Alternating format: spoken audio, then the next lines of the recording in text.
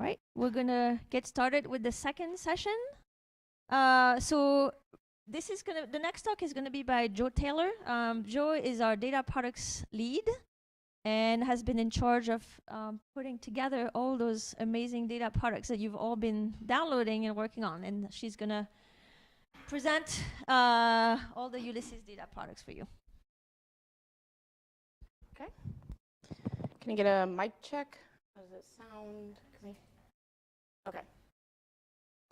All right, so thank you for that, Julia. As you said, my name is Joe Taylor. I'm the lead of the Ulysses data products team, and I'm really happy to be here today to talk to you about the Ulysses data sample. Today, I'll be focusing mainly on describing the different kinds of data products that we create and deliver. I'll touch briefly on our Ulysses code base, our website, our search form and catalog, and then some other potentially useful metadata that we do collect. And just briefly, I want to throw this up again. This is similar to the slide that Julia showed, but it's just a subsection of the folks that have worked on or contributed to our data products. This could not have been done without the help of all the folks you see here. Okay, so let's get into the meat of it, which is our data product types. So in order to enhance the legacy of the Ulysses data sample and to achieve the signal to noise that is required by the program set forth, we need to create what we call high-level science products, or HLSPs. There are 4 broad categories of these HLSPs, and these include co-added and abutted spectra, custom calibrated spectra, time series spectra, and then a sort of catch-all for a few other kinds. Because the Ulysses spectra that we have come from different telescopes, instruments, gratings, and grading settings, this means that which products we create depend on the observational configuration of the contributing data sets and the inherent variability of the target in question. So let's start with our most basic and versatile product type, which is our co-added spectra. We co-add individual spectra when the contributing data sets are of the same instrument and grading combination, and the flux of the target did not change between our observational epochs. We co-add spectra by computing a weighted average of all of the input fluxes that fall within the output pixels bounds, and that weighted average factor is determined by the throughput times exposure time, which means that we weight measurements derived from more counts more heavily.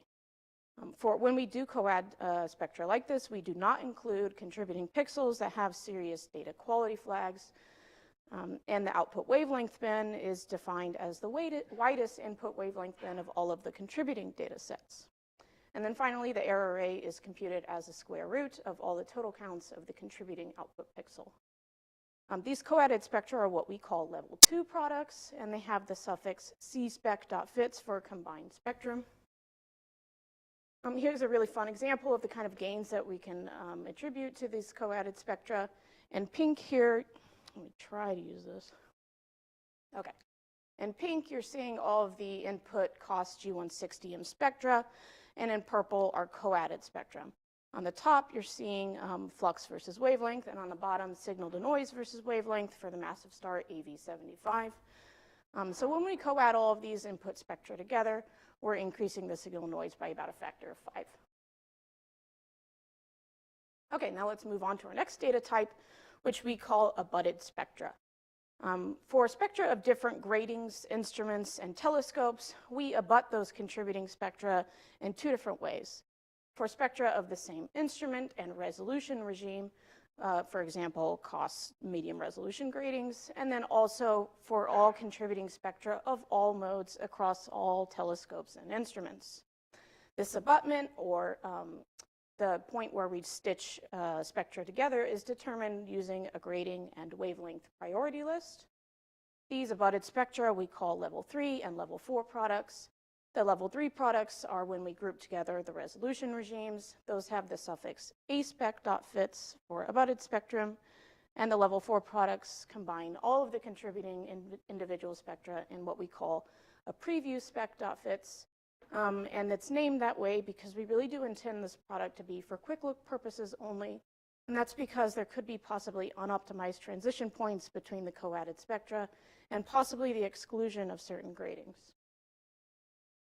So here's a couple of examples of these abutted spectra here on the top. Oops, sorry.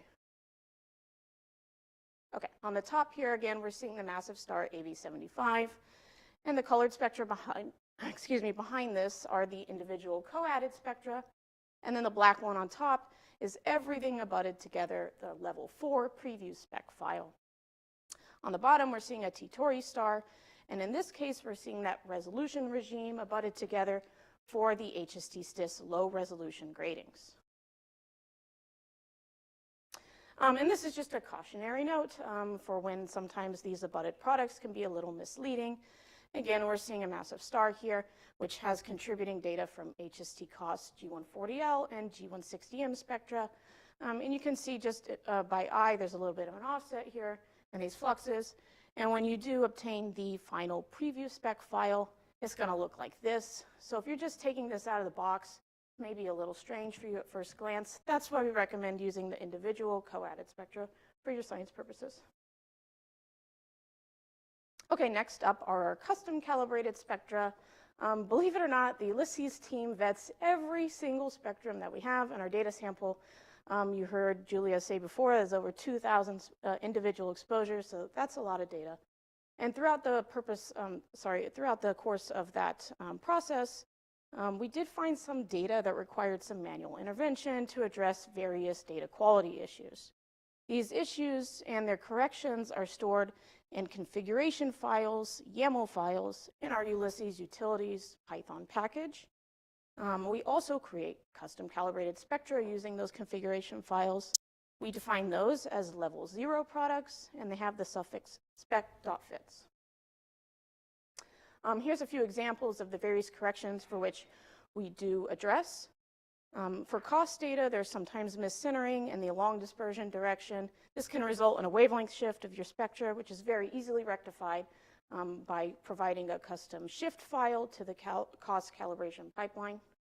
For the NUV channel, as Julia mentioned, you saw there's a little bit of vignetting in the bluest wavelengths. We do correct or flag those spectra when it's not possible to correct them.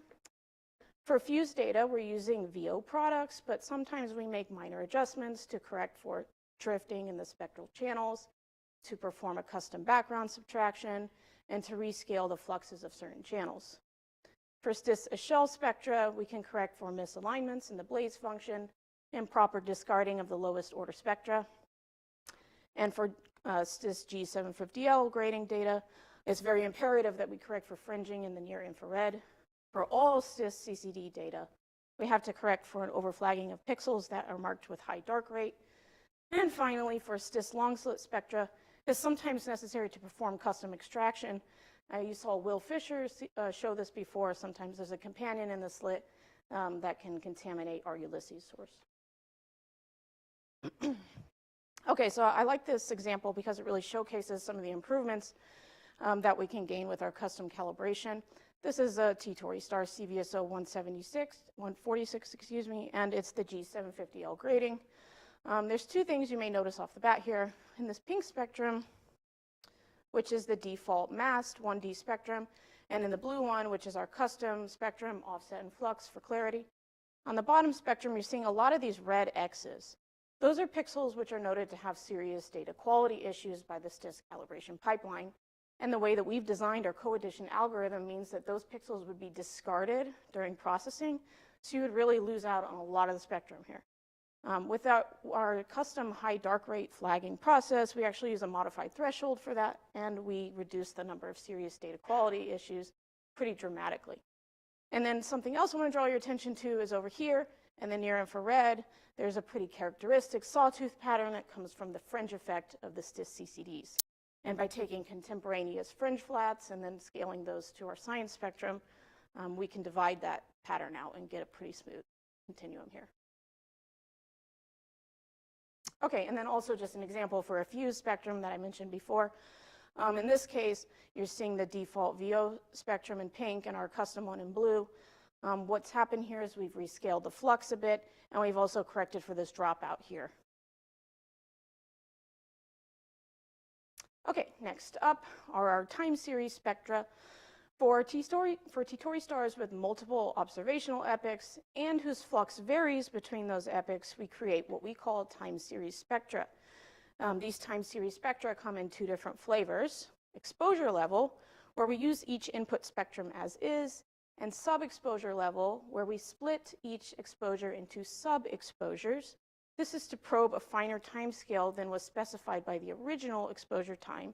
And just a note, we only perform this for cost time tag data.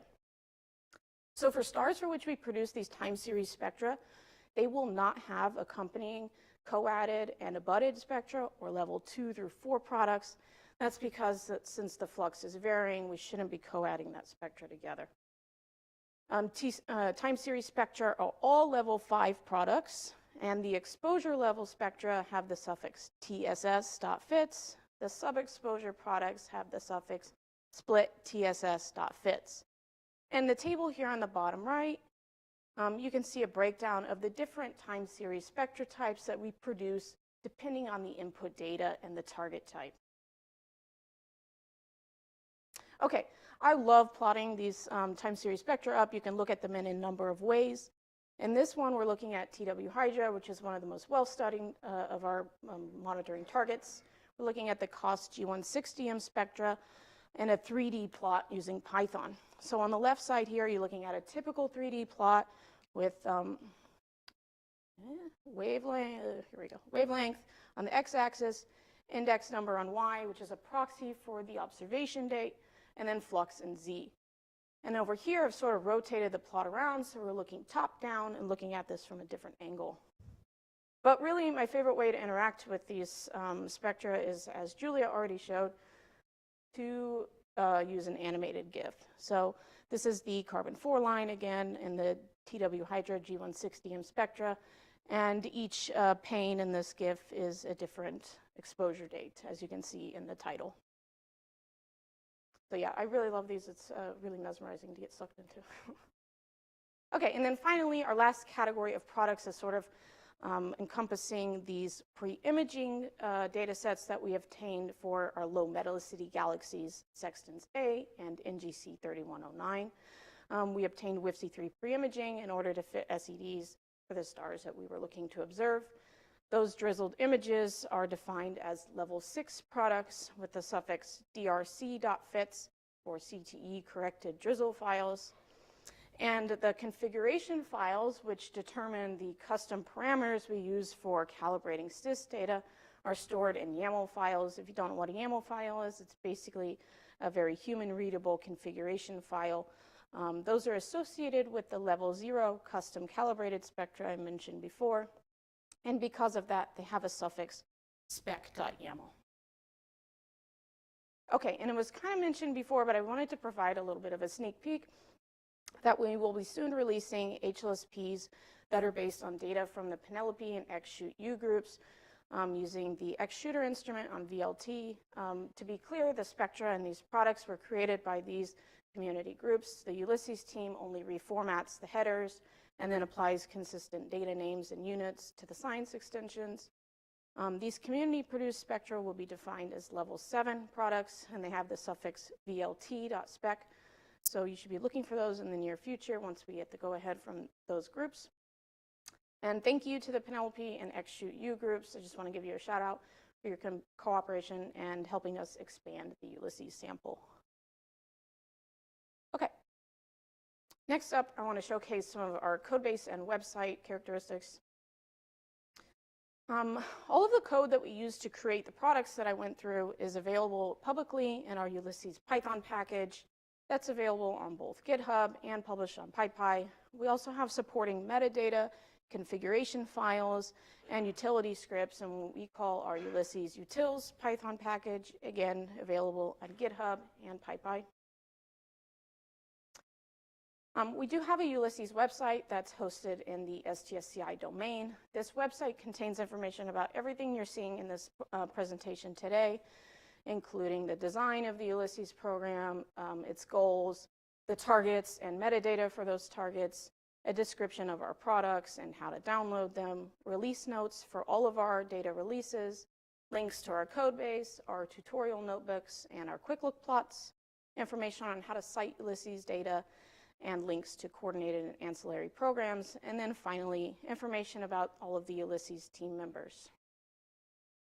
I just want to showcase a couple of screenshots to show how the utility of this website. This is one of these target tables that I mentioned for the LMC. On this page, you're going to see a lot of information about the parameters that are included in the table below. You're also going to see the HR diagram for the LMC. And then you're going to see this big table, which includes information for all of the targets in the Ulysses sample, ones that we observed ourselves, and purely archival data. This table has a wealth of information in it itself, including some limited metadata about the target, coordinates, spectral type, magnitudes. We also have the contributing observational metadata, including archival programs. If you click on any of these rows here, it'll open up this drop-down table, which shows a detailed breakdown of the contributing programs. Okay, briefly I'm going to walk through the Ulysses search form and catalog. We do have a Ulysses search form that is fully integrated into the MAST framework, and this is really important because it ensures longevity for the program and maintenance after the dissolution of the Ulysses team here at Space Telescope. This search form allows you to query over both observational and scientific metadata, and it also includes some very helpful hyperlinks, which I'll showcase in a moment. Okay, this is a screenshot of what the search form looks like as you arrive on the page. If you've ever used the missions MAST, Hubble, or web search forms, this is going to look really familiar to you. There's a lot of standard information here, including filtering by the target type, observatory. You can use a filter or grading, wavelength regime, start date, and then you can also input specific columns that you're interested in and supply the search form itself. Down here, you're seeing the columns that'll be displayed on the results page, which by default, we have some recommended ones set there. And here I'm showing a specific search for which you might actually execute on your own.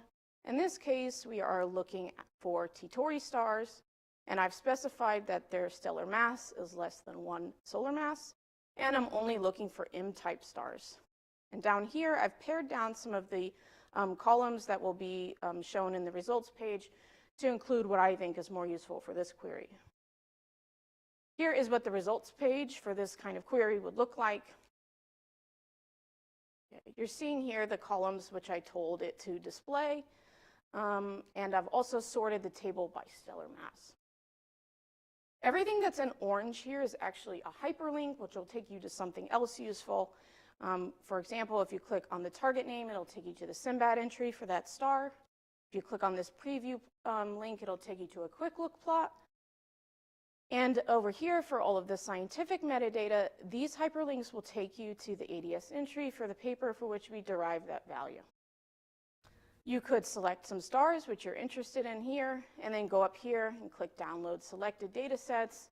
You can download either through an API query or directly as a zip file. Or you could also export the table results that you're seeing right here as a CSV or a VO table.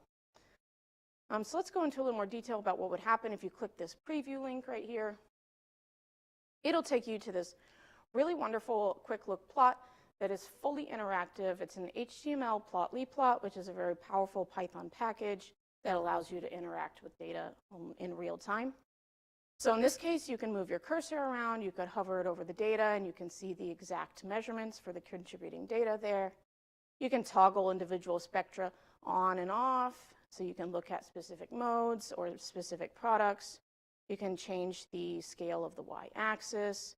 You can zoom and pan in this plot very interactively. And then finally, you could just save this image as a PNG if you want.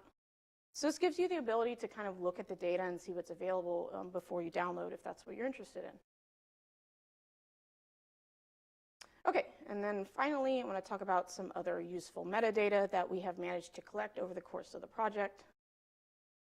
Really, at the end of the day, for the Ulysses Data Products team, the project is really a data management challenge. This is a breakdown of all of our targets and exposures. And I think what's most striking here is the number of individual exposures that we have to manage. Over 5,000 spectra, half of which were obtained directly by the Ulysses team, and the other half which are archival data. So that's a lot of data to manage. Associated with that data, we also have over 500 of those configuration files that I mentioned. Those specify custom data handling routines in order to fix or address data quality issues. And as you've heard so far, there's been a mix of data sources. We have the Ulysses observed spectra, which come in specific observational configurations. And then we have archival data where we're just at the mercy of whatever the PI decided was most appropriate for them. So because of this, our data have to go through multiple routes of custom processing prior to being turned into HLSPs. And even then, we make different HLSPs depending on the data set, the target, the epoch, et cetera. It goes on and on. So to this end, it's really imperative that we manage the data and the paths that the data take through our calibration pipeline. To facilitate this and automated processing of our data and HLSP creation, all of our data and our targets are tracked in a series of metadata files. For data that we inspected and didn't pass quality control, we record this in what we call a rejected data list, and we also include the reason for which we rejected it. This also includes archival data for which we identified was appropriate for our Ulysses targets, but we didn't have time to vet, so it didn't get in the sample. I think probably the most important file from my perspective is what we call this calibration database. This is a file which tracks basically everything related to a given data set, including if any special calibration is required, observational metadata, which HLSP should be created from that data set, if it's a Ulysses versus an archival data set, and any quality comments which are associated with it, which we then insert into our product first headers for informational purposes. Additionally, we also have some what we call mass database files. This includes all of that scientific and observational metadata which you saw in the search form. We split those out into high mass, low mass, and low metallicity files. And then finally, maybe surprisingly, one of the most challenging aspects of the project has been managing target aliases. So that was really fun to handle. But because of that, some of our targets which we have include up to 14 aliases, sometimes with spaces and dashes and so on and so forth. So to track all of these various aliases, we include them in a massive file, which you may find useful yourself. And to that end, I just wanted to highlight, we do have some utility scripts in our Ulysses utils package. Here's one which you can use to match aliases, in which case it's very easy to import it in Python, to supply it a given name, and it'll show you what we call our HLSP name. This is what the target name as it appears in our data product fits file. You can also get what we call our Ulysses name. This is a more scientifically accepted name. And then finally, you can see the Simbad name if you're interested in that. So this was sort of the brief introduction to our data products. Julia mentioned we're going to have a hands-on session tomorrow at 3:30. I really encourage you to come if you want to learn how to use our products, to use our search form. We'll be going through a walkthrough of that search form, a walkthrough of the format of our files, and then briefly we'll talk about how to create products yourself, including using our co-addition algorithm on non-Ulysses data, and also how to download data using AstroQuery. And then after that, if there are still topics we want to get into more depth, we do have a scheduled parallel session Thursday at 10 a.m. for anything that comes up during the course of the workshop. So if there's anything you want to see and more, please post in the Slack or talk to one of us on the Ulysses team, and we'll add that to that session. So on that note, I just want to thank you for your time.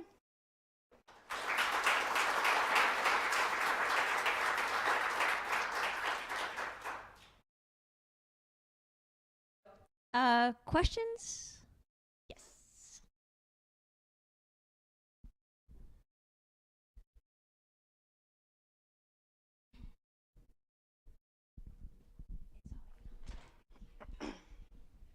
Thank you for the introduction. So for the VLT spectrum that is going to be injected into mass, I know some of the stars has multi-epoch observations, so I wonder how do you deal with that? Yeah, we do. Yeah, this is Dawn. Okay, yeah, we do include the multi-epoch data. What we do in this case, we actually follow the format that was designed by the XShootU team, which is to put the different epochs as different science extensions in the FITS file. So you would have like an extension for the UV arm EPIC 1, extension for the UV arm, EPIC 2, et cetera, et cetera. So they're all included in a single FITS file. Thank you. Yep. More questions? Online, do you see anything, Sarah? Yep. Yeah, Sally, you can unmute and speak up.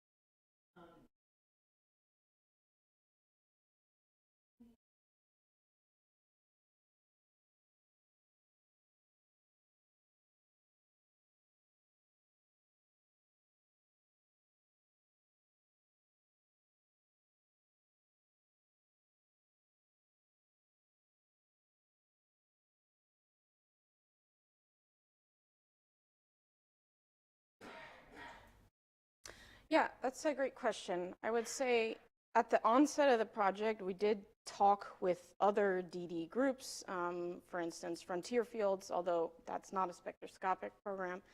The only other one that I can think of that sort of meets the criteria you just mentioned is the Class C HLSP, which is actually also available on that search form under the HLSP category. The thing is, that project was being done basically simultaneously as ours, so we could not really work together. We both invented our own methods, and their project is much more limited in scope than ours in terms of data management. So for the most part, I would say we kind of invented the data management aspect ourselves. However, I do want to give a brief shout out to what was previously called the HSLA, the Hubble Spectroscopic Legacy Archive, and is now called HASP.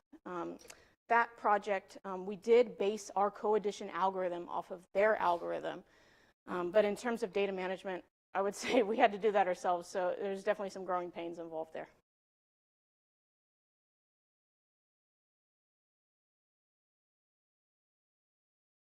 Thanks.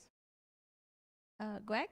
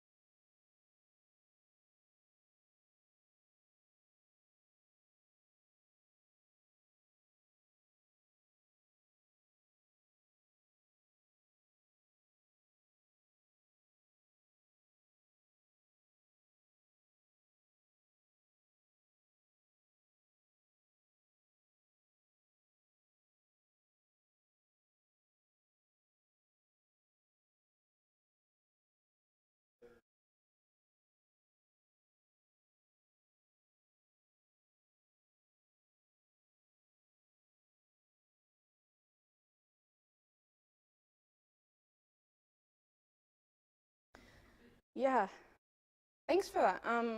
I would love to say that we would be doing that. Unfortunately, it's really a matter of resources here at Space Telescope to support the ingestion of those files. So right now, the Ulysses team will basically be dissolving very soon. The project was set to, go forward for 3 cycles after the initial observations, and we've sort of reached that expiration date.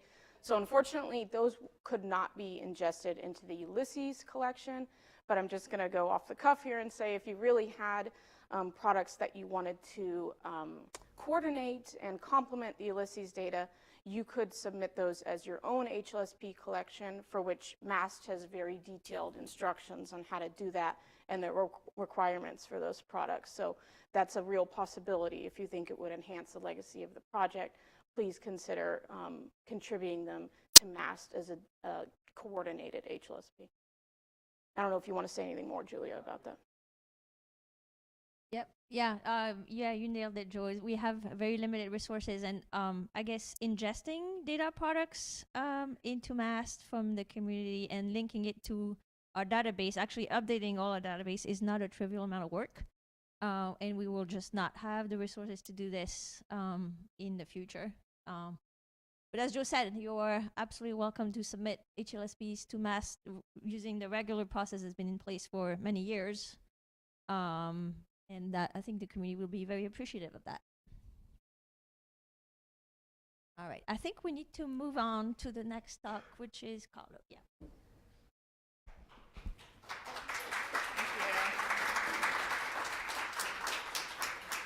Thank you. You're welcome. Yep.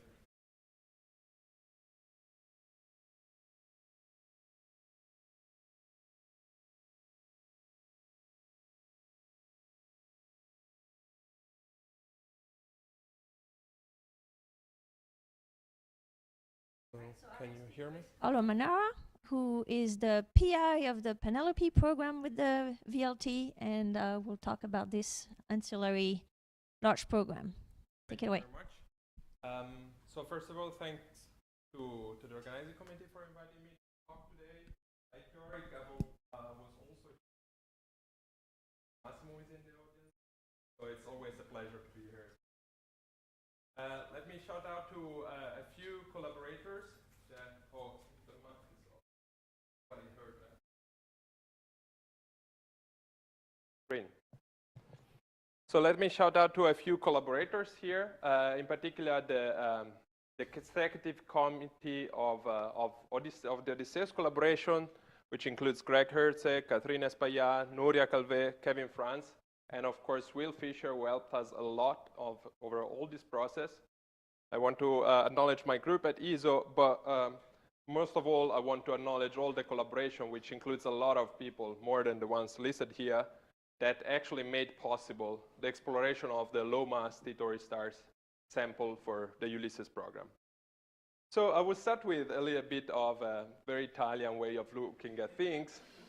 When we are kids, we study Greek history, Greek culture, Greek literature at all levels. And as a kid, I loved all the Greek mythology and all those aspects. And when the Ulysses program came out, we of course all realized what Julia said, which is that there is a spelling flaw here. And we actually made use of that. And we also made use of the fact that we have a lot of characters in this very nice poem history. And you will see during the talk that we actually made use a lot of these characters to motivate our proposals in front of many other time allocation committees. But to start a little bit more serious, I will recap from what Nuria already mentioned, which is what we gain in studying from the UV young stars, young low-mass T-Tauri stars. And in particular, for me, there are two aspects that are very interesting. One is the UV excess, which actually probes the accretion onto the young stellar object, and the lines, which in many cases probe both accretion and winds on these stars. These two aspects are studied in a different way from the UV or from ground-based spectroscopy, where we actually cover a part of this UV. We cover the Balmer continuum, but we are cut at about 300 nanometers, and we don't see the rest of the spectrum. Blue words to that. So in the years, we have developed methods to measure accretion rate and this accretion excess, and to extrapolate this to the UV. And we will see later on that we can actually now confirm or improve on this methodology thanks to this coordination with HST data. And we were also able to study winds with very high resolution spectroscopy. We are now getting to 150,000 in resolution with espresso radar instruments. And we could manage to to study the kinematics of these winds and have a complete view of how these winds are emitted from the surface of disks. And the main reason why we want to do this is that we want to understand how the protoplanetary disks around these young stellar objects do evolve with time, which sets a little bit the way how planets form and what kind of planets you will have at the end of their history.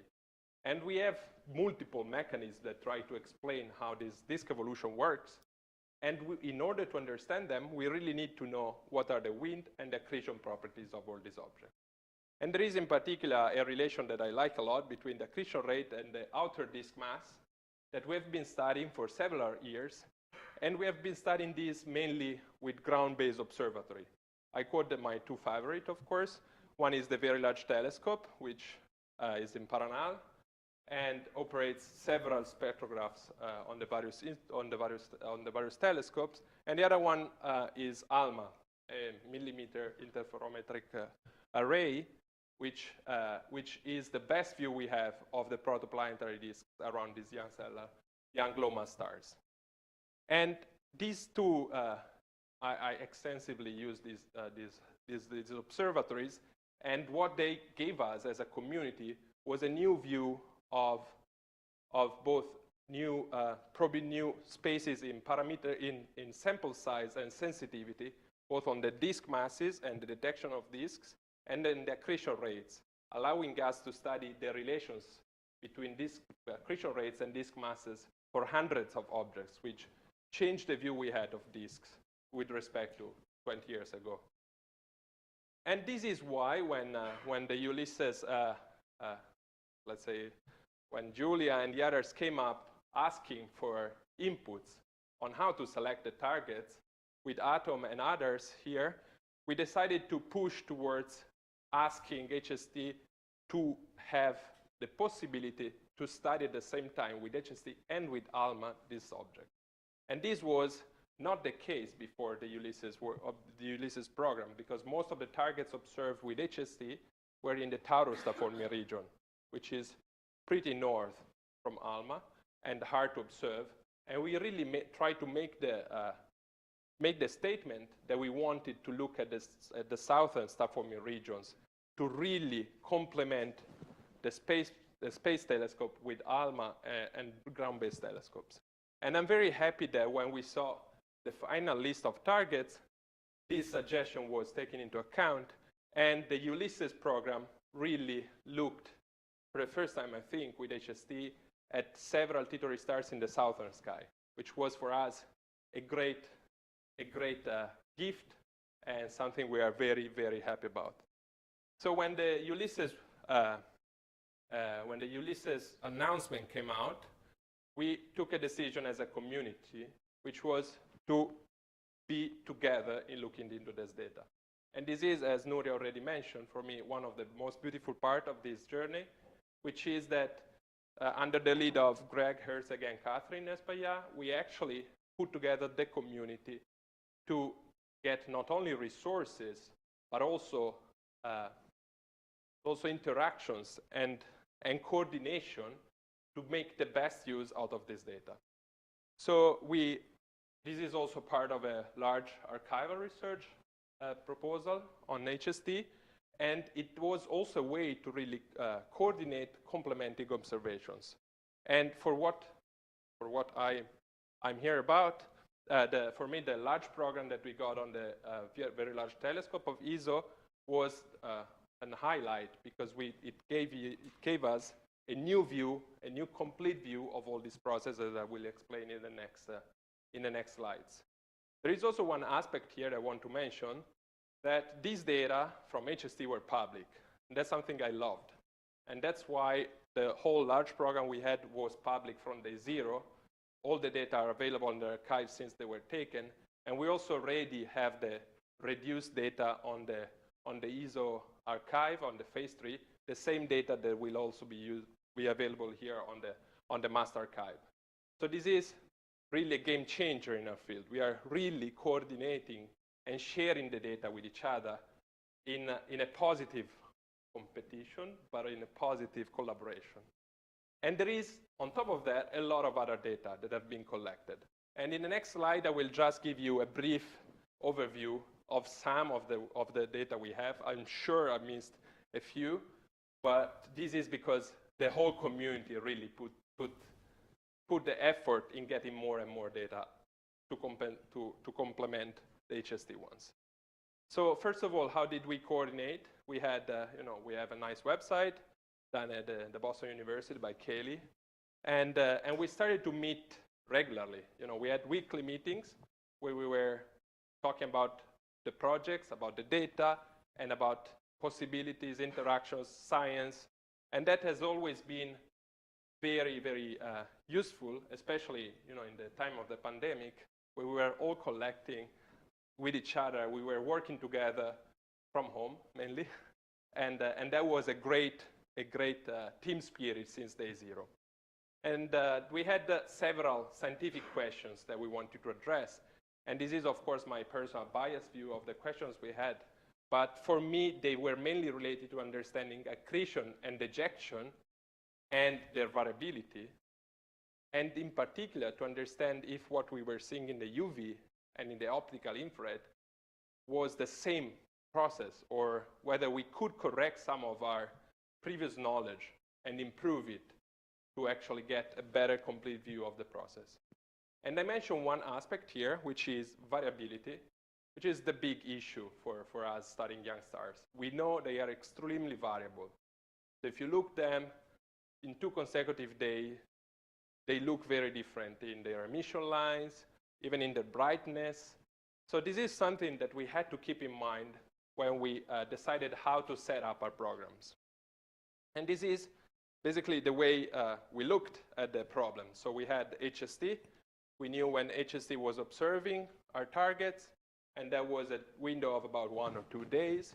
And we wanted at exactly the same time, or let's say contemporaneous, which is the way we escaped the time allocation committee from simultaneous. That was impossible. So we went to contemporaneous data from the VLTX shooter spectrograph. You will hear a lot about it. So this is the medium resolution spectrograph covering from 0.3 to 2.5 micron simultaneously. And we tried with that to get the global, let's say, SCD of these stars simultaneously or contemporaneously between 900 nanometer and 2.5 micron. So this is, to me, the broader view we have of young stellar objects today. And at the same time, we went even higher. We really went all in there, and we said, okay, HST is doing so much. VLT must do exactly, at least as much effort in getting the best out of this data. And we asked for 3 high-resolution spectra, spanning a time frame of a few days. So a few days, 1 or 2 days before the HST observation, during the HST observation, and 1 or 2 days later. And these are spectra with espresso or UVs that are extremely high resolution and give us photospheric parameters, veiling, emission line, kinematics, and allow us to study even the short-term variability of this object. But this is, not the end of it. This is just the Penelope program, and we had a lot of other spectroscopic coordinate observations going on. We had Laertes, which was carried out by STSCI people to get L-band spectra for these objects, especially for the monitoring targets, but also for others. We had the Telescopio Nazionale Galileo observing at extremely high resolution from the optical to the infrared for the monitoring targets. We had the Spirou high resolution spectropolarimetric infrared spectrograph looking at the same object, especially with GMR and other northern targets. We had SMARTS on Chiron that was taking spectra at different wavelengths. Here I list the infrared ones, but we have also spectra in the optical and many others that are coordinated with HST observation. And we had also plenty of photometric data. We have those from TESS that was coordinated with HST. We had SCO. We already heard about that. That was already offered to us by STSCI. We had citizen science. We had HOIS and AAVSO observing calling for campaigns during the time of the HST observation. We had smaller telescopes in Hungary, in Italy, and in many other countries getting multiple band photometry for all of our targets. So this whole thing is to me amazing, and it allowed us to really have the complete view of the spectra of this object. And one thing that I'm particularly proud of is that we also convinced the ALMA Time Allocation Committee to give us very high resolution observation for all the targets that were missing this kind of data. And Karina Mauko here is leading this effort. Here you see already the first two images that were taken out of the pipeline, and they seem like very noisy and blurry disks, but that's because they are extremely compact, and at the resolution we see, we actually resolve them, and it's probably the first time we resolve these two disks. So this is really seeing the end result of our initial wish, that HST, together with all the major ground-based facilities, was actually giving us a complete view of the young star objects and their disks. So to recap, and to go back to the history of Odysseus, I think we made a pretty good job in using at least a few of the characters, in matching the same spelling flow in at least a few of the programs, including Telemachus and Penelope. I want to highlight that. And to have a complete view of all the system, from UV, optical, infrared, including even X-ray. That is something I don't mention a lot because Christian is going to talk about it tomorrow. And he also cheated a little bit because he put in a Greek name, Hera, the wife of Zeus, which is actually not in the Odyssea, so it's from other part of the Greek mythology, but he's justified for that. Let me go back to a few highlights of the science we are actually doing with this data. We are really at the beginning. We are really, for now, looking at the first layers of the science we can do, and I think we will be busy for years with this data set, because this is, as Nuri already mentioned, a data set covering the key part of disk evolution. So we have the young stars, we have the older stars, we have different stellar masses, we have different star-forming regions. We will really need to understand exactly what is happening by looking at various of these objects. And at the beginning, we simply started to fit the data, to measure from the ground-based data accretion rates, to compare these, in the mass accretion rate versus stellar mass relation with literature data, and for example, confirming that at old ages, there are objects that are strongly accreting. This is something that was studied already by Laura Ingleby with Lee and Nuria 10 years ago. And we also mentioned, and I want to also mention that this is something we are currently improving on. We have Rick Kleiss, a PhD student at ESO, who is improving on our method to estimate mass accretion rates from ground-based data, and is going to give us the possibility to also compensate with difference with what we see in the UV. And indeed, if this was one of the big results at the beginning for us, or a big surprise, when we actually started to compare the HST data with executed data, we noticed a few things. Some extremely nice things. What I always loved is the plot that Kaylee did in many cases of overplotting the absolutely flux calibrated executed spectra and HST data and seeing that they were matching perfectly in most of the cases. That for me was a big result also, honestly. I mean, I work at ESE, I'm very happy that it works all as good as HST in some cases. But the other big surprise for us is that, when you see here the spectrum, which is in black, that's the combined HST and executed spectrum, you see the fit in red, and you see the components, including this lab model that is meant to reproduce the excess emission due to accretion. And what you immediately notice is that, at least in Orion, we were missing quite a little bit of flux in the UV, in this extrapolated part of the UV. And this is something that we're still investigating in. I think Kaylee will talk about this, I think tomorrow. But the first results that we got from the first analysis is that there might be an underestimation in the mass accretion rates taken from ground-based data, which could be a factor of 3 to 5. But there is still a lot of discussion that we will be having in the next years on where exactly the issue is, whether in the simple modeling or in the extinction law. And this is really where we will do a step forward in our understanding of this process. And there is another aspect of it that we managed to look at variability of these processes. So I told you that these objects are known to be variable. In this case, we could manage to start to understand that something more about the variability, for example, of accretion. What you see here are 4 epochs for all these targets in Orion. You see the H alpha or H beta line, and you see that the kinematics of this line varies.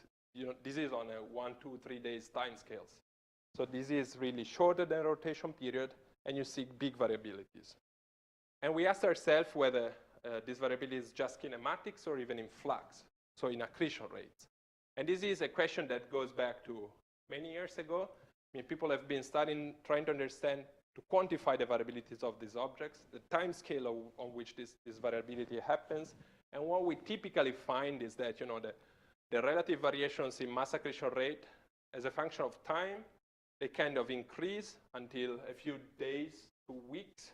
And then they hit like a plateau to a factor of about 3, which is, we think, the typical variability that we have in SLR objects. And this is something that happens most of the time, but if you start to survey 100 objects, or more or less, you start to find even the weirdos. And XXCHA, which is, again, it's not a spelling flaw because many people think the XX, it's like when you forgot the real name of a target, but actually this is the real name. This is an object that we observed in the past with X-shooter, and in 2021, again with X-shooter and HST. And we found, as a big difference in the spectra, implying a difference in accretion rate of even almost 2 orders of magnitude. And this is an outlier in all the plots we do of variability for objects, which highlighted that this is a peculiar case, but highlighted that some of the spread we see in the relations that we observe might even be to this kind of variability.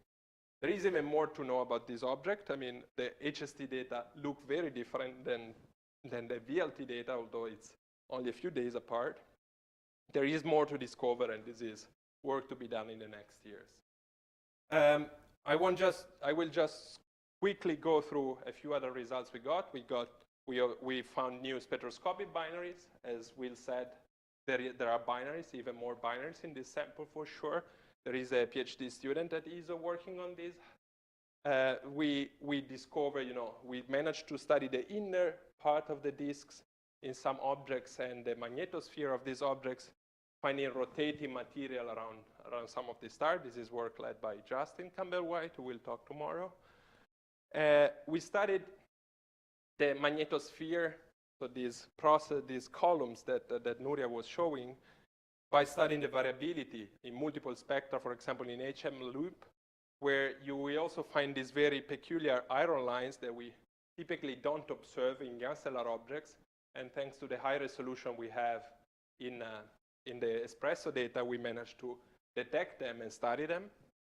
We are recalibrating the relation between accretion luminosity and lines and line luminosities. And this is something that goes also in the direction of the C4 comment from Will of earlier. This is something that we are going to explore for sure, thanks to the contemporaneous observations at multiple wavelengths.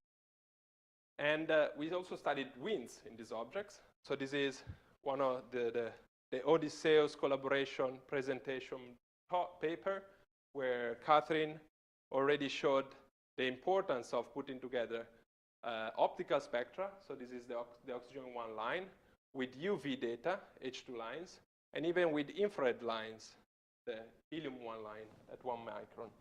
So this is where we can start to study together all the wind components and actually go to understand where they are emitted from.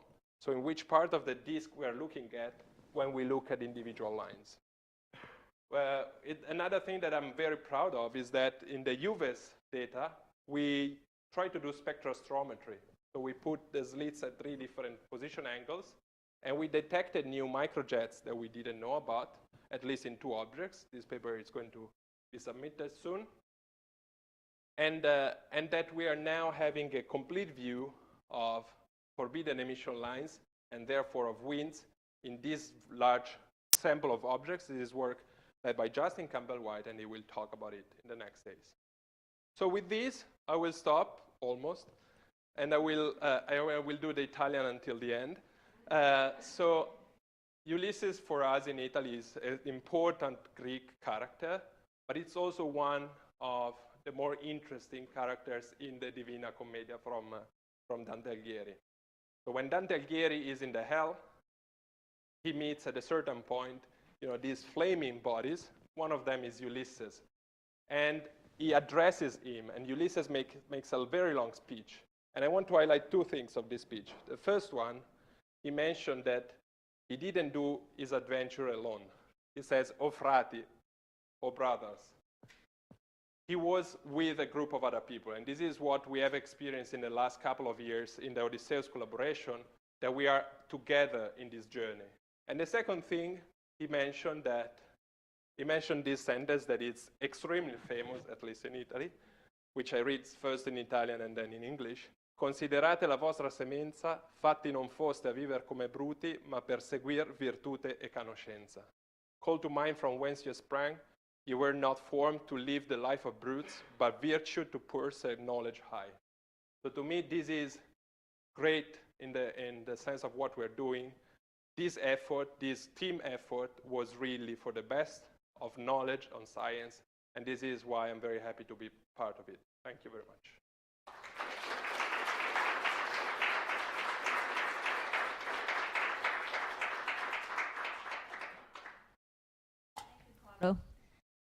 Questions? Do you see anything online? Not yet. Oh, yep.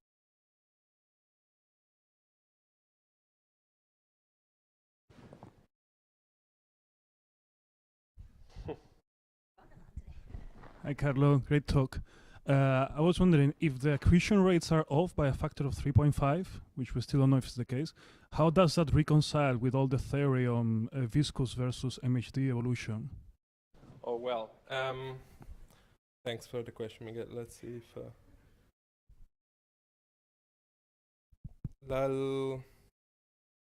sorry about that. Let me just, I will need the plot that Nuria showed, but I'll do it here. So this is mass accretion rate versus disk mass.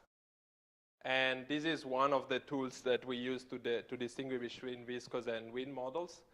And what you see here is that we have a spread of 3 orders of magnitudes. And what you also see here is that we have an error bar, typical error bar, of almost 1 order of magnitude.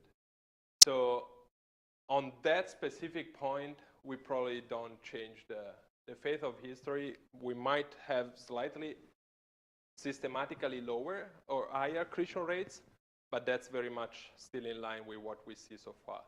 So I think we are going to learn more about how we determine these measurements than on the underlying disk evolution mechanism by this change.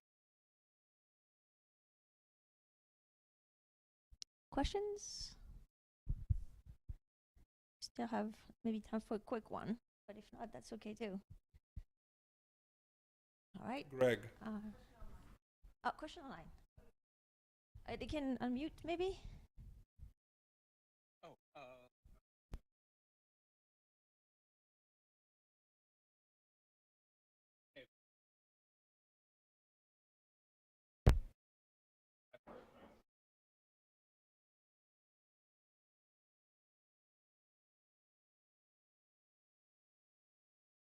that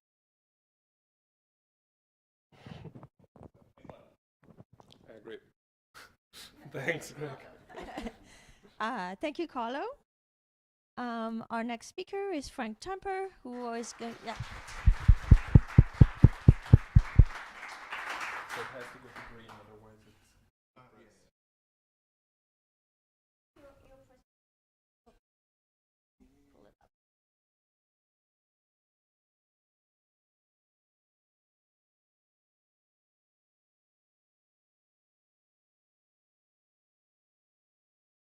Did you not open it earlier?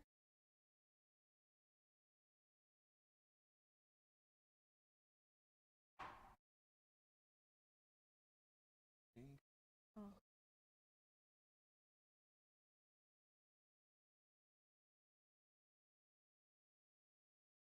Okay.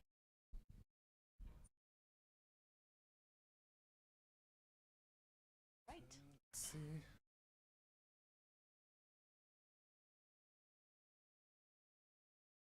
Yes, now I do. Okay, good morning everyone. First of all, I'd like to thank the organizers for inviting me to talk about Executing Ulysses project, or ExecuteU for short.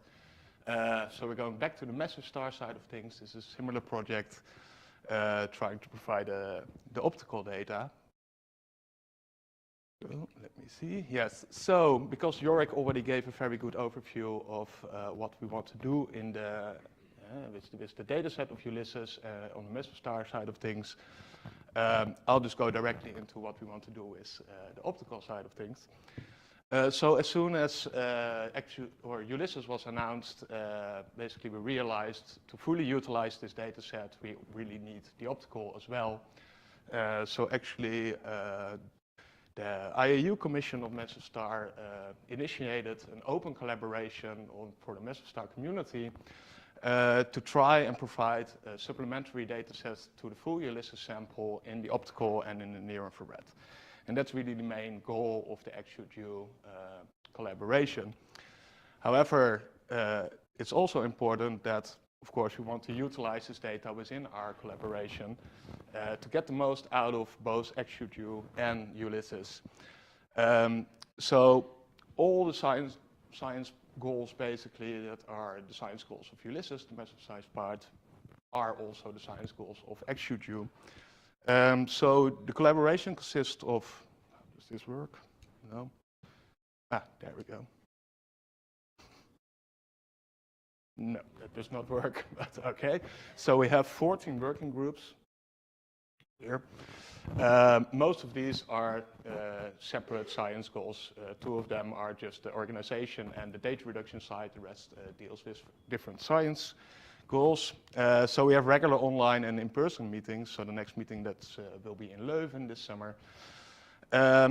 And like I said, it's an open collaboration, so everybody is welcome to join.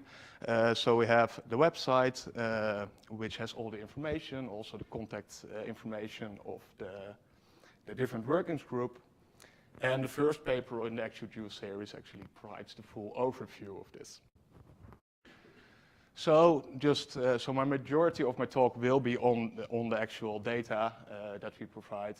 I do want to highlight some of the science goals that we have in ExecuteU. And first and foremost, we want to provide the stellar and wind parameters of all these stars. This is really the basis of everything. It goes into all the other science goals, basically.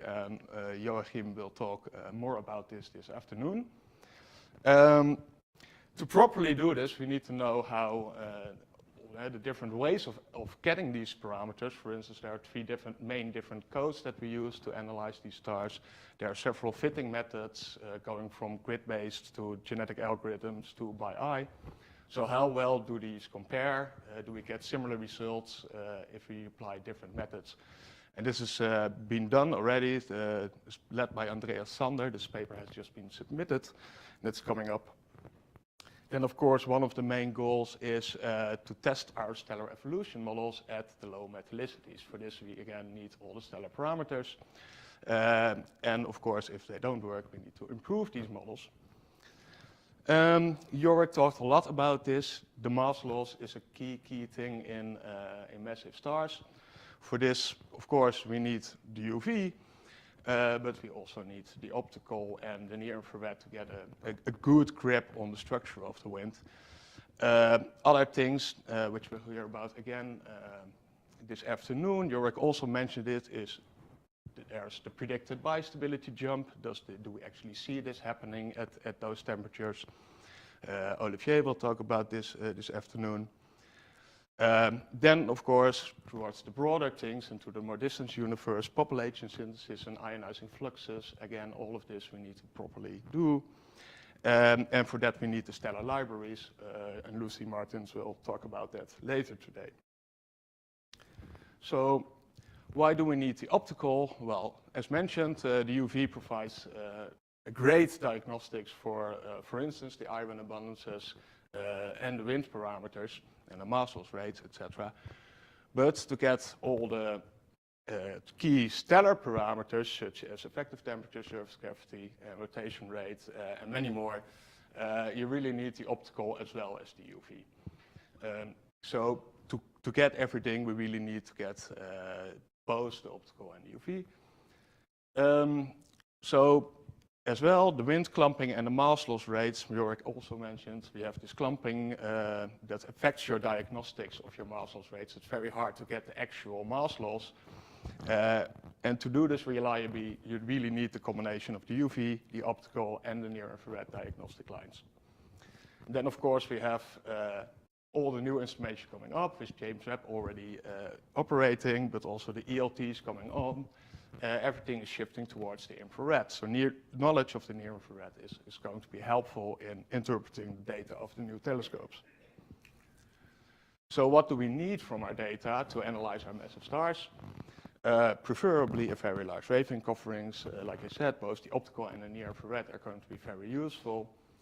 We need both a resolving power that's about greater than 5,000. Of course, the higher the better, and the signal to noise greater than 100. Again, the higher the better. And this is really to be able to separate, for instance, different line broadening mechanisms like the gravity, the rotation rates, macroturbulent velocities. You just need this data quality to do this properly. And then as well, we need a very good flux calibration, which is definitely important, for instance, for the stellar libraries. So that brought us to choose X-Shooter as our instrument of choice. We heard about it in the last talk. It's an Echelle spectrograph on the Very Large Telescope from ESO. It has this very, very nice wavelength coverage all the way from the atmospheric cutoff in the near UV all the way up to 2.5 micron. And it does that by splitting the light into 3 different detectors. So in a single shot, you get the full wavelength coverage. It has a medium to high resolving power, depending on which slit you choose. Each detector has its own slit, by the way, so you can pick and choose for what you need. And importantly, it has a very high throughput, so you can observe fairly faint stars in a reasonable amount of time. Also very important that it has a pretty good relative flux calibration, which again is important because we want to get the ECD correct. But of course there is the atmosphere, so we have to deal with things like slit losses, telluric absorption, and etc. So we got the time to do this, fortunately, otherwise I wouldn't be standing here. So the large program was accepted a few years back. It was a 126-hour program, which has been completed by January 2022. And this contains all the Ulysses stars that were on the website at that time. In total, there are 235 in the large program. When that was finished, of course, there were a few more stars added, so we decided to go for that as well. So there's always also a normal program now running on VLT. That's now 90% complete. The period will end by the end of the month, so hopefully it will be finished, but we will see. And this contains basically what we call the Ulysses Plus stars. There's 39 additional targets that were added after the large program ran. And just for the information, the slits that we choose are shown, so we have a good resolving power over the whole wavelength range. So similar to what we saw in the last talk, this is really meant as a community data set. So we did not have a proprietary period. So all the data were available as soon as they are taken. This also goes for the normal program that runs now. So everything that's still going is now immediately available for anyone to use. However, we do want to provide, similarly to Ulysses, some high-level data products. So we first did a quality control from the standard ESO pipeline. And we found some issues with the data in some cases. So sometimes the flat fielding causes some wiggles in the visual arm. There's a systematic shift, radial velocity shift between the arms. This is known, but not corrected for in the standard pipeline. It's just a few kilometers per second, but it's there. More importantly, with the flux calibration, we found that the SEDs of a single star are inconsistent if you choose different flux calibration stars. So there's something not fully correct with the flux calibration. And then there's just the problem that some targets have multiple objects in the slit, which the standard pipeline can indeed deal with. So to go into this flat fielding quickly, what we find is that so basically the flux calibrator is taken with a 5 arcsecond slit, while the scientific data is taken with a small slit, 0.7 or 0.8. And we find that if the flat fields for these two are taken on different days, then you see sometimes these wiggles, what you see here in the red spectrum. This is fairly easily solved by simply taking the same flat field for both. And in this case, we choose to use the 5 arcsecond flat field, but it works just as well if you take the 0.8 or 0.7 arcsecond one. And if you just apply that, your eventual flux calibration spectrum is like the black one, so it's much improved. Then, like I said, we find that that using different standard stars results in different SEDs, which is not what you expect to be. So we had a look at this. 7 standard stars were used throughout our observations, and 2 of those are in common with the HST standard stars. So we can use those actually to improve upon the flux models of the other 5. So what we did is we collected all the observations of the other 5 standard stars and reduced them with either one of those HST standard stars, whichever was taken closest in time, and then co-added all the resulting flux calibrated spectra to get a very high signal-to-noise spectrum of the standard star, and then redid the fitting of our flux model. So this is an example for 2 of those stars. What you can see is that the old model, so this is overplotted in black, the data, in blue the old reference, and in red the new reference. And you can see that the blue reference, for instance, in this star goes up towards the red, and you see that there are residuals in the Balmer lines. The same goes here. Here the effect is really stronger, and this is the reason that the ECDs were not matching. So you can see that in red our new models, they just work a lot better. And then finally, this was the other problem, of course, when you have multiple objects in the slit, your standard pipeline won't deal with this very well. This is mostly only the case when there's 2 stars really close together, because if there were other stars nearby, basically this was solved by slit orientation. So instead of extracting what the standard pipeline does, which is this as the science and the sky around it, you simply specify where to extract your data. Now we also want to provide, so this is basically the standards reduction still, which is much improved then. We also want to supply some high-level data products, in particular to get a very good absolute flux calibration, which is always tricky from the ground. So the first step is actually to correct for the slit losses. So these depend, of course, on the slit width compared to the seeing that we have. So we have the reported seeing, which is defined at 500 nanometers at zenith. So you have to correct that for both the wavelength dependence and the air mass dependence. Basically, what the formula shows is the bluer you get, the worse the seeing, and the higher the air mass, the worse the seeing. So this, of course, changes the slope of the spectrum, but it also causes a gap between, for instance, the UVB and the visual arm, because we're using different size slits, which you can see here in the bottom. So this is you see the flux switching. So basically what we do, we just take the measured seeing, the mean value, because it's measured in real time, and we correct for this at each wavelength bin. And we tested this using an archival star.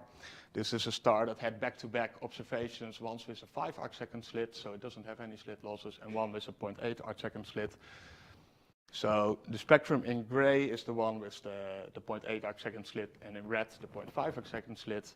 And the black spectrum here on top shows you what we get after applying this correction. So it works pretty well. Then, of course, we have the telluric absorption to correct for. Luckily, ESO has a pretty nice tool called MolecFit, which basically fits an atmosphere model to your data, taking like the information on the atmospheric conditions from the FITS file. This is just an example. For now, we only did it for the visual arm, not yet for the near-infrared. So we only have to deal with oxygen and water, basically. This is just an example. A larger ranges are fitted, but from the two very strong bands, one of oxygen, one of H2O. It's able to fit this absorption pretty well. So what you get if you apply that is in red, the corrected spectrum. Of course, in the strong bands, there will always be residuals because the flux goes to almost zero. So you're dividing something very small by something very small. So it's very hard to get that correct. But it works pretty well. And then the final step for the absolute flux calibration is actually raising because of the differences in sky transparency. Even after all these steps, you still won't have the absolute flux. There still will be an offset. So we pretty much just use the magnitudes, in this case the B magnitude, to scale the spectrum to match these magnitudes. So, and the reason for choosing the B magnitude is basically because the V is not suitable, because it's directly in the cross between these arms. And the R is not always available for all of the targets. So we chose the B magnitudes and then matched up the visual with the UVB to get absolute flux. And then we can use the other magnitudes as a quality control. Then the last product that we want to supply is a normalized spectrum. So we provide a normalized spectrum for all the wavelength regions except the ones directly around the Balmer and the Paschen jumps. This is based on an automated fitter method, and it's either using a quadratic functions, that's for the small wavelength regions, so either blue of the Balmer or red of the Paschen jump, or a generalized Planck function, which is the very large wavelength ranges in both the UVB and the visual. The reason to do this is that if you use something more complicated like a spline, you're bound to introduce fluctuations, in particular near Balmer lines, and you might normalize out spectral features. So in this case, there's only three parameters, and you will just fit the global spectrum instead of small fluctuations. That said, there may be the need for some local renormalization. Typically, we do better than 0.5% with respect to the continuum, but there are exceptions. We're still working on the last stars for this because the method works very well, but in particular, it has some trouble with emission line stars. So we're still working on the last few for a data set. So this is again an example where the shaded regions are basically regions we force to either include or exclude, green to include and red to exclude. And for the rest, the algorithm basically finds the continuum points themselves and fits the red curve through it, which then ends up in the normalized spectrum. So this will all be done very soon, and then hopefully, like we already heard, this will be published in the first public data release. This is already described in the paper led by Uxana, which has just been accepted, so it should be out soon. It's already on the archive now. So this first data set will contain the UVB and visual only for all Magellanic Cloud stars from the large program. So in total, this data release will contain 233 stars. So the low metal Ulysses stars will not be in there because these really need a whole different way of dealing with it just because of the low signal to noise. So these are all barycentric motion corrected and also corrected for the systematic shift between the arms that we saw. Each individual steps in the data reduction are included, including the telluric spectrum in case you want to deal with the non-corrected spectrum. And we also supply co-added spectrum. Most stars only have a single epoch, but there are quite a few, about 60, which have multiple epochs of spectrum. These are then combined or co-added, and also the UVB and the Fizz arms are merged. So in a single spectrum, you have the whole wavelength range. With the caution in there that there are some binaries in there, so if there is a binary and it's observed at multiple epochs, the co-added spectra should not be used. As mentioned by Jo, this will be available directly through the MUST interface, through the Ulysses webpage, and also it will be put on the ESO Phase 3 archive.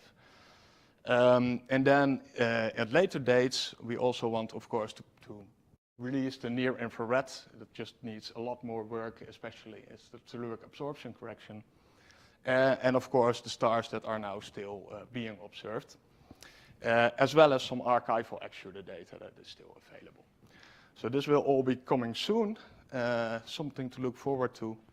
And that brings me to the end of my talk. So I thank you for your attention.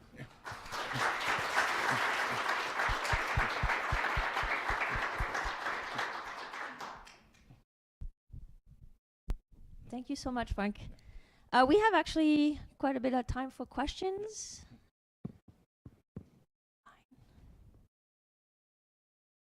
Yes, Miriam. Hi, Frank.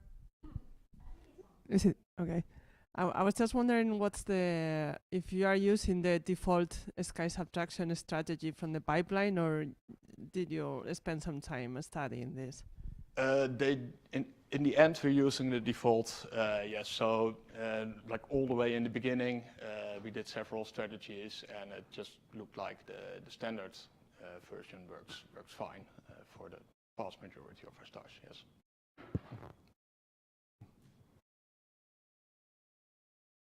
Questions? Oh, yep.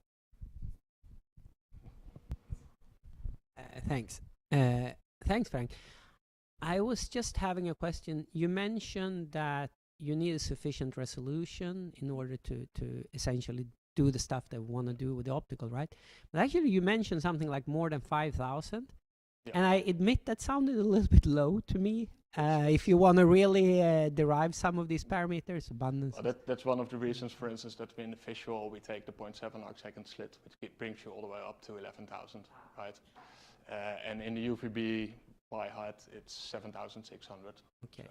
So okay. It's really the lower boundary that we would need. Right. Yeah. So you would say an average would be, I don't know, more than 10 or. It's so yeah. So in the UVB, it's 7,600. Okay. In the Fizz, it's 11,000. So that's okay. Works from experience. Thanks. Yeah. Mm-hmm.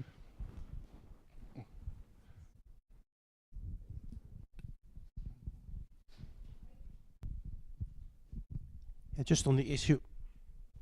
It's on. Is it on? Okay. of the spectral resolution, we are, of course, this is good spectral resolution, but it's not perfect.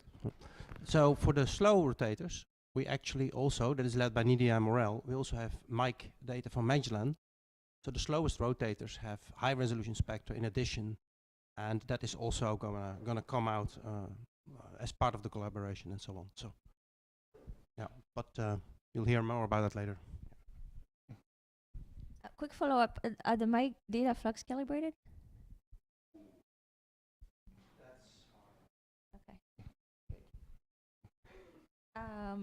Anyone else? Questions online? No? Okay. Well, thank you, Frank, and all the speakers.